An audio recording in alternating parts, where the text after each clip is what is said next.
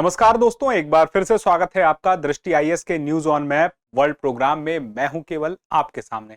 आज हम बात करने वाले हैं दुनिया भर में चर्चा में रही कुछ प्रमुख जगहों के बारे में, जो कि मानचित्र पर आधारित प्रश्नों के माध्यम से आपके सामने आपकी आने वाली परीक्षा में आ सकती हैं। ये वो जगहें हैं जो बीते एक सप्ताह में चर्चा में थी, इसलिए मानचित्र पर आधारित प्रश्न ऐसी चर्चा में रहे जगहों के आधार पर ही तैयार होते हैं जो आपकी परीक्षा में आपसे पूछे जाते हैं।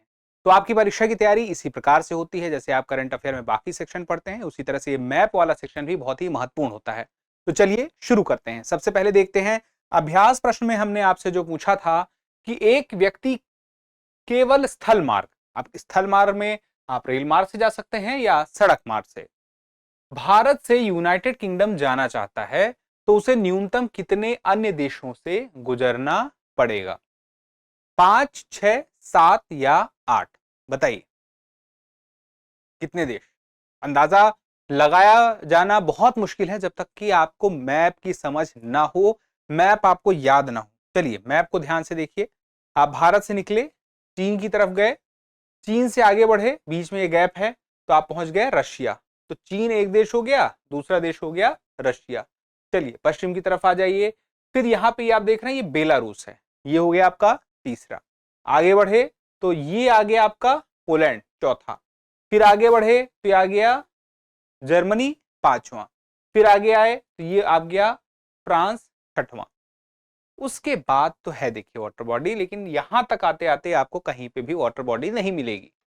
आप रेल और सड़क यानी कि के मार्ग से आ सकते हैं, संभावना बनती है, लेकिन अब इसके अलावा कोई और आंसर है नहीं देने को। और सबसे पास में अगर आप सोचे कहीं से जाने की, तो इधर से तो बहुत सारे देश पड़ जाएंगे। अगर आप इधर से कहीं से निकलना चाहें, सोचे ये निकल जाएं, ये निकल जाएं, तो ये सब ज्यादा देश निकल पड़ जाएंगे, है ना। तो कोई और रास्ता है नहीं।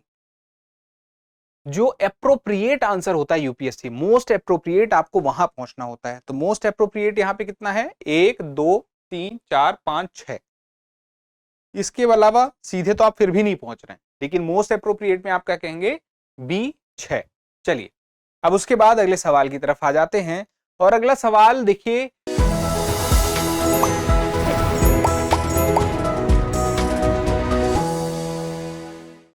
निम्नलिखित कथनों पर विचार करना है।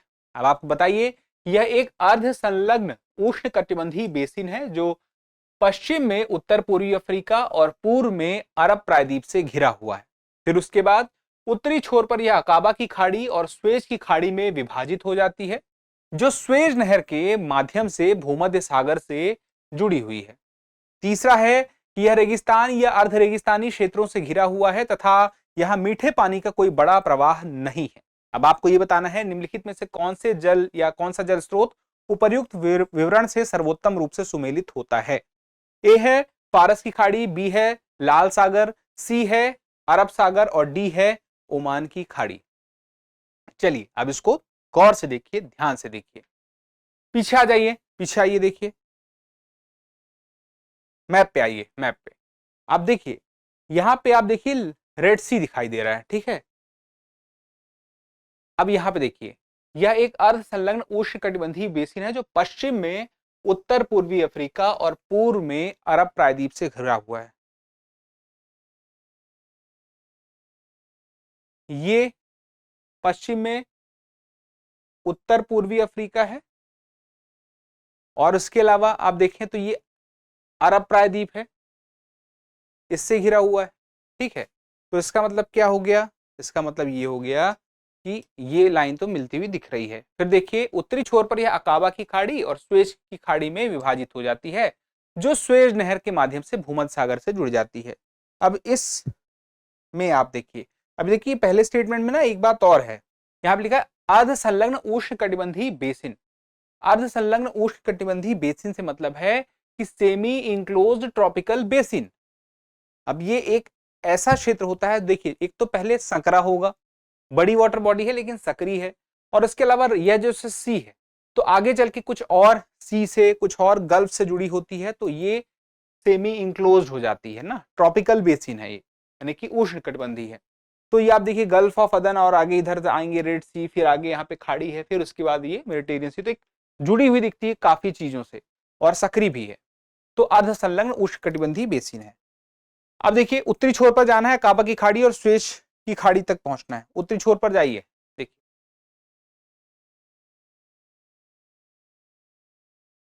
यहां पे इस क्षेत्र में उत्तरी छोर का मतलब यहां आना है। तो अगर यहाँ पे एक क्षेत्र है थोड़ा सा इस तरफ है और एक इस तरफ बट गया है, ठीक है, एक सीधा उत्तर में और एक थोड़ा सा उत्तर पश्चिम की तरफ। अब आप देखिए यहाँ पे क्या कहता है, यह अकाबा की खाड़ी और स्वेज की खाड़ी में विभाजित हो जाता है। तो दो खाड़ियां हैं यहाँ पे, इधर जाएंगे तो ये अकाबा की खाड़ी है, गल्फ ऑफ अकाबा यहाँ पे लिखा हुआ है, और यहाँ पे गल्फ ऑफ स्वेज, तो ये स्वेज की खाड़ी इस तरफ है। और आगे चलेंगे तो यही हो जाता है स्वेज कनाल, और इसी स्वेज कनाल से जब हम आगे बढ़ेंगे तो हम पहुंच जाएंगे मेडिटेरियन सी में। तो ये जो बातें हैं जिसमें से ये दूसरी वाली बात है कि अकाबा की खाड़ी स्वेज की खाड़ी में विभाजित हो जाता है, ये बात सही है। और जो स्वेज नहर के माध्यम से भूमध्य सागर से जुड़ जाता है, ये बात भी सही है। तो हम यहाँ से देखें तो आगे बढ़ गए, ये मिस्र वाला क्षेत्र है, ये सिनाई पेनिनसुला है। तो ये जो है, जो स्वेज नहर है वो कहाँ से जा रही है, इधर भी मिस्र है, इधर भी मिस्र है, और मिस्र से के बीच से ये होते हुए जा रही है, ठीक है। और ये दूसरी तरफ ये चली गई तो आगे आप इधर से पहुंच जाएंगे, इजराइल की तरफ पहुंच जाएंगे, ठीक है। चलिए अब आगे बढ़ते हैं। तीसरे स्टेटमेंट देखिए, यह रेगिस्तान या अर्ध रेगिस्तानी क्षेत्रों से घिरा हुआ है तथा यहाँ मीठे पानी का कोई बड़ा प्रवाह नहीं है। तो देखिए यहाँ पर मीठे पानी का कोई बड़ा प्रवाह तो नहीं है, और यह जो है रेगिस्तानी क्षेत्रों से घिरा हुआ है, ठीक है। यहाँ पे भी है, इस तरफ भी है, ये दोनों तरफ रेगिस्तानी क्षेत्र देखने को मिल जाते हैं। तो इसका मतलब क्या हुआ, इसका मतलब हुआ कि तीनों ही स्टेटमेंट अगर जो फिट बैठते हैं वो लाल सागर से बैठते हैं। इसी तरह से लाल सागर को अगर आप देखें हैं तो आपको ये सारी चीज दिखेंगी, लेकिन फारस की खाड़ी से भी सवाल आ सकते हैं, अरब सागर से भी आ सकते हैं, ओमान की खाड़ी से। तो वो ओमान की खाड़ी और उसके आसपास का क्षेत्र कौन सा है, कौन से देश हैं, आगे पीछे उसके कौन से और सागर लगते हैं, महासागर लगते हैं, वो सब पता होना चाहिए। चलिए अब उसके बाद आगे बढ़ते हैं।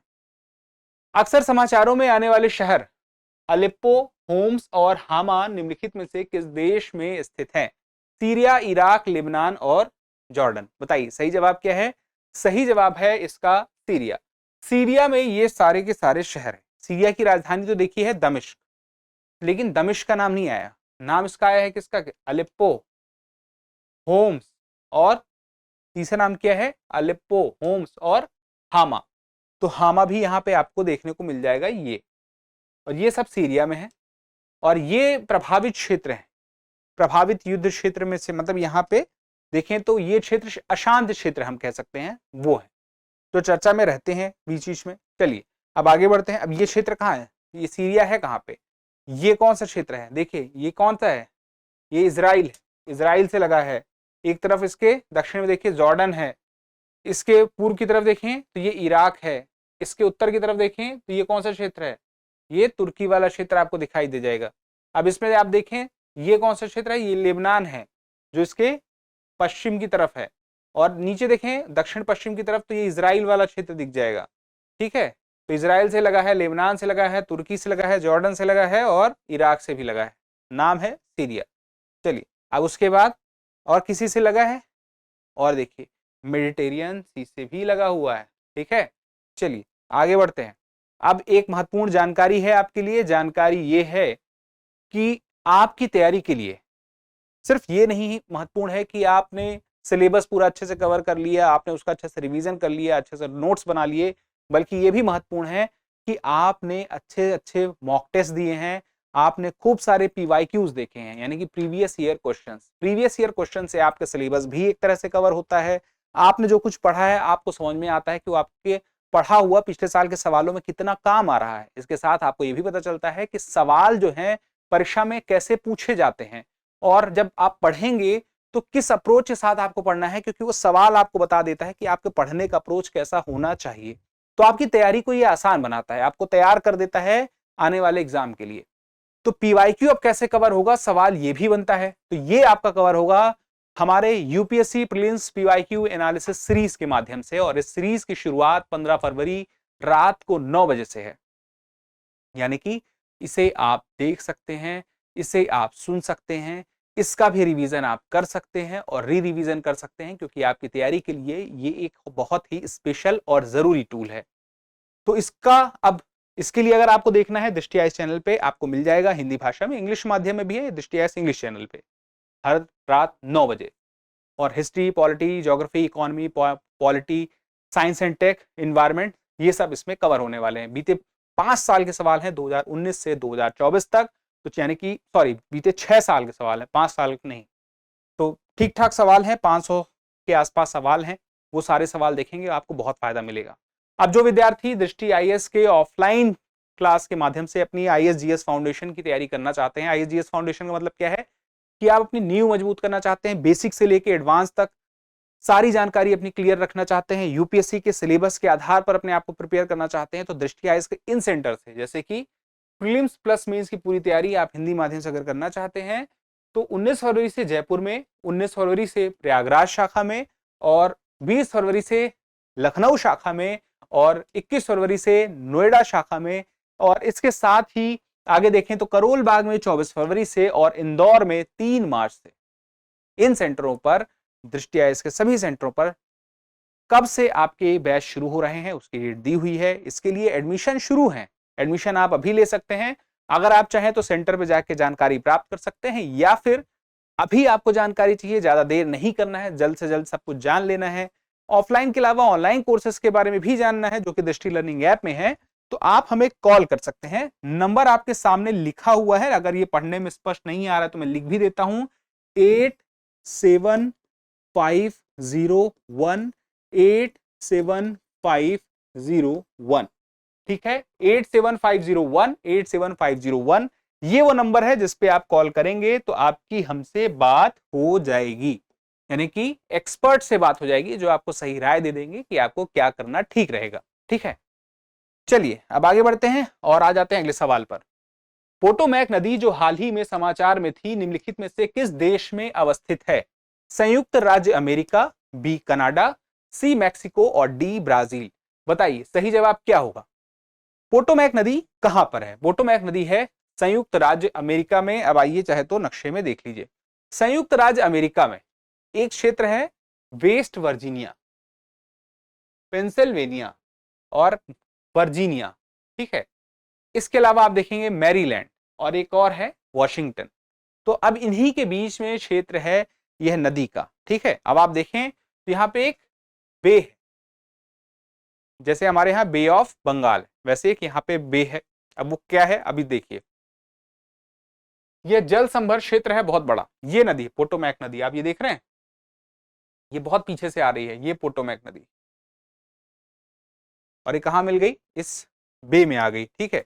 अब देखिए चेसापीक खाड़ी है, अगर हम इसको सामान्य हिंदी में पढ़ेंगे तो ये कौन सी खाड़ी है या कौन सी बे है? तो ये चेसापीक बे है या खाड़ी है, और पोटोमैक नदी यहीं तक आती है। चलिए अब इसको मिटा देता हूं, नदी कहां से कहां आ रही है तो आप देख ही लिए, ठीक है।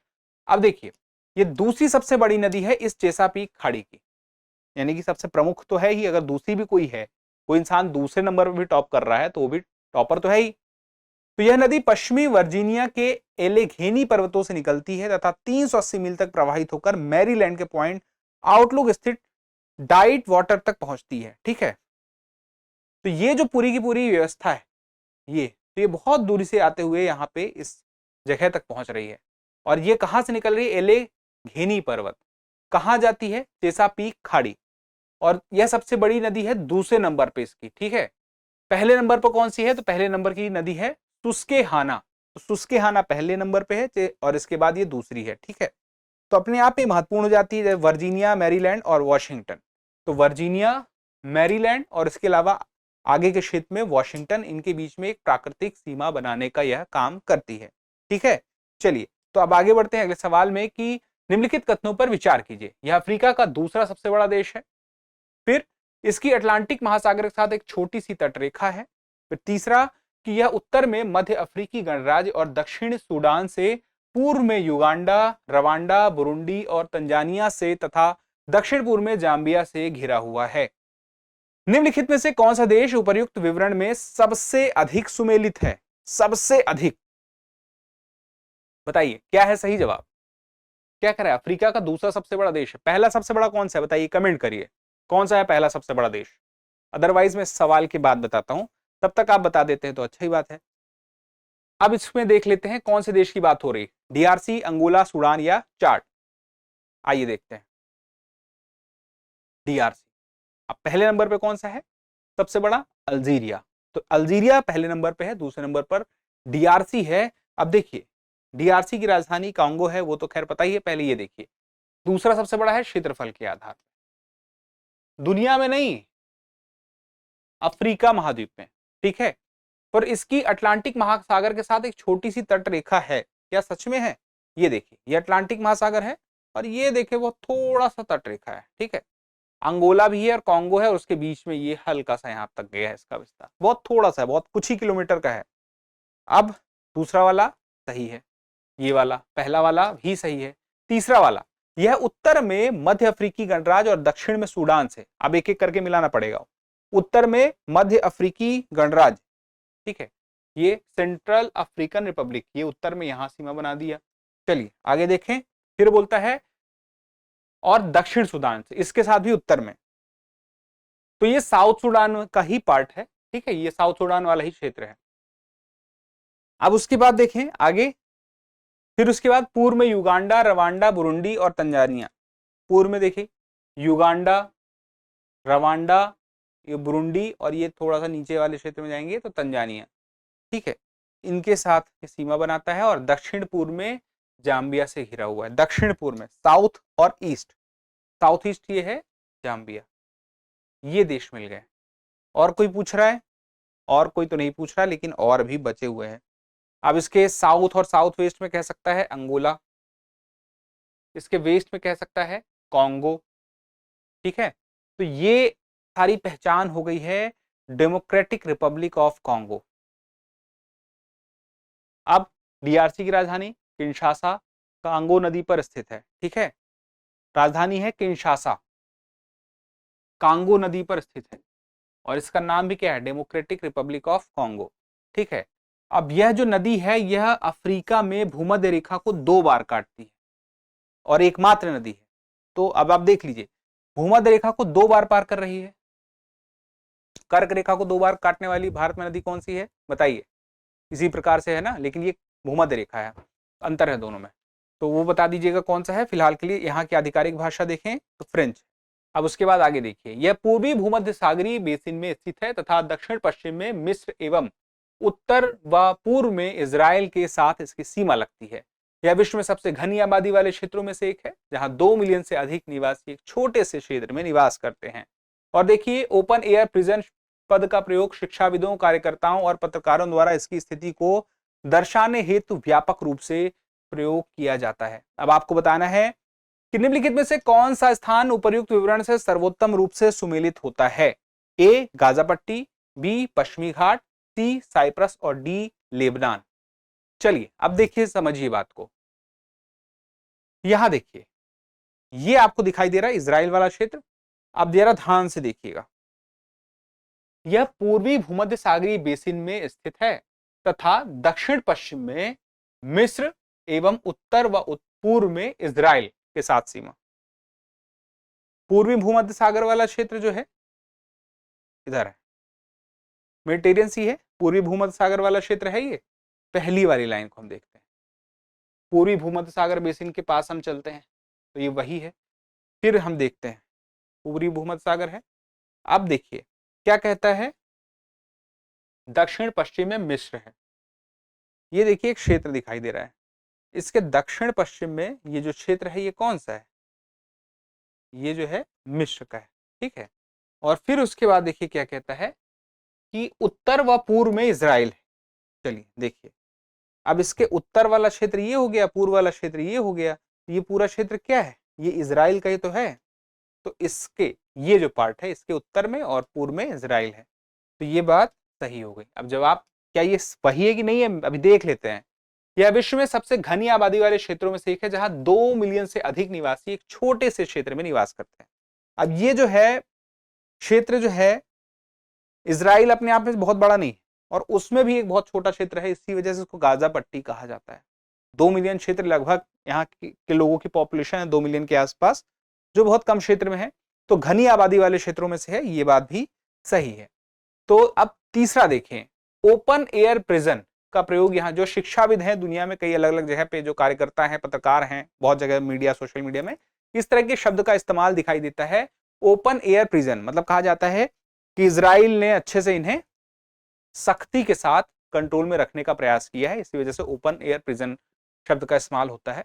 तो ये जो इस्तेमाल किया जाने वाला शब्द है ये मतलब मेरे तरफ से स्टेटमेंट नहीं है, ठीक है। तो अब यहाँ पे देखिए पहला, दूसरा, तीसरा तीनों ही बातें अगर सही हैं तो किसकी बात हो रही है? गाजा पट्टी की बात हो रही है। हमें ना अंदाजा पहले ही लगाना पड़ता है, कभी कभी हम जवाब तक पहुंचते नहीं है, लेकिन हम जब पहला स्टेटमेंट सुने तो हमें उससे अंदाजा लगाना शुरू करना पड़ेगा, हाँ ये हो सकता है। अगर बाकी के भी उसमें फिर हम चेक करके देखेंगे कि सही जा रहे हैं कि नहीं जा रहे हैं, अगर सही जा रहे हैं तो मामला ठीक है, नहीं तो फिर अंदाजे को बदलेंगे। चलिए अब उसके बाद आगे बढ़ते हैं और अब जो है अगला सवाल, अक्सर समाचारों में आने वाला शब्द डोंकी रूट का सबसे अच्छा वर्णन किस प्रकार किया जा सकता है? अब ये सवाल बड़ा इंटरेस्टिंग है। डोंकी रूट, इस पर एक फिल्म आई थी डंकी, डंकी लोग उसको डोंकी बोला है, डंकी है वो, है ना। तो ये एक फिल्म थी, बॉलीवुड में आई थी, भी हिंदी फिल्म थी। तो उसमें इस शब्द का इस्तेमाल, मतलब फिल्म का नाम ही यही है, और वहां पे भी कुछ ऐसी बातें थी कि लोग जाना चाहते थे, विदेश जाना चाहते थे इंडिया से, उसके लिए था पूरा। तो अब देखिए, मध्य एशिया में व्यापारियों द्वारा गधों से वस्तु परिवहन के लिए उपयोग किया जाने वाला एक पारंपरिक व्यापार मार्ग, तो अब ये गधों से नहीं है, डंकी का मतलब उससे नहीं है, ये कुछ अलग दूसरा डोंकी है, ठीक है। अब मैंने वैसे आपको बता दिया है अभी कुछ जो फिल्म के बारे में चर्चा की थी, लेकिन फिर भी छोड़िए। यह एक अवैध आव्रजन मार्ग है जिसका उपयोग प्रवासियों द्वारा असुरक्षित एवं अनाधिकारिक मार्गों से विदेश में प्रवेश करने के लिए किया जाता है। देखिए इस शब्द का इस्तेमाल, ये जो डंकी रूट है, इसमें जो लोग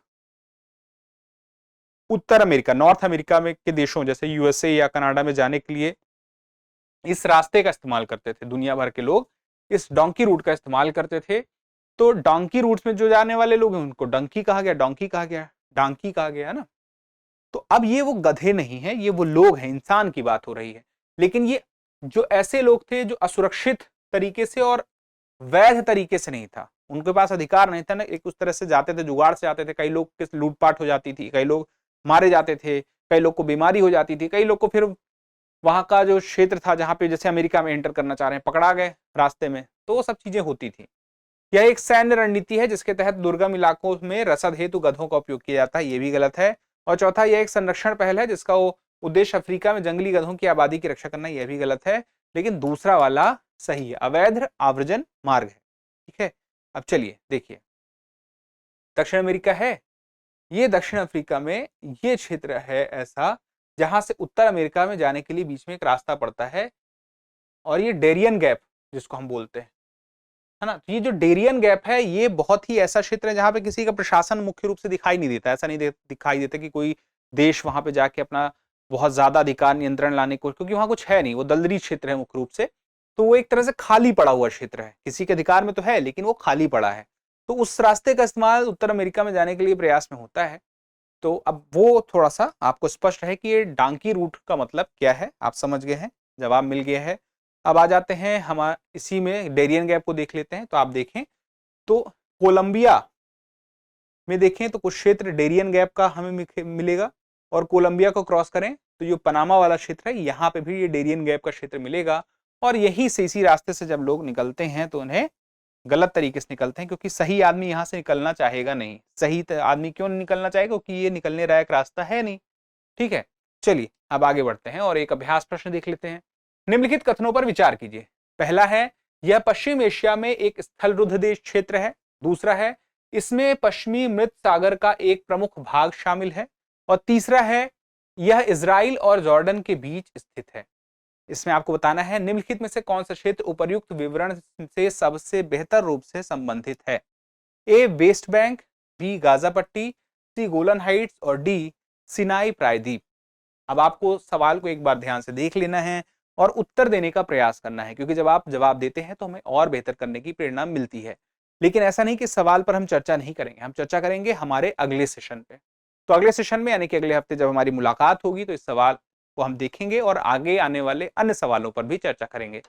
फिलहाल के लिए इतना ही, जल्दी मिलते हैं अगले एपिसोड में। तब तक के लिए क्या करना है, आपको स्वस्थ रहना है, मस्त रहना है, पढ़ते रहना है। धन्यवाद। डियर व्यूअर्स, अपने एग्जाम की तैयारी को और बेहतर करने के लिए हमारे चैनल को लाइक, शेयर और सब्सक्राइब करना न भूलें।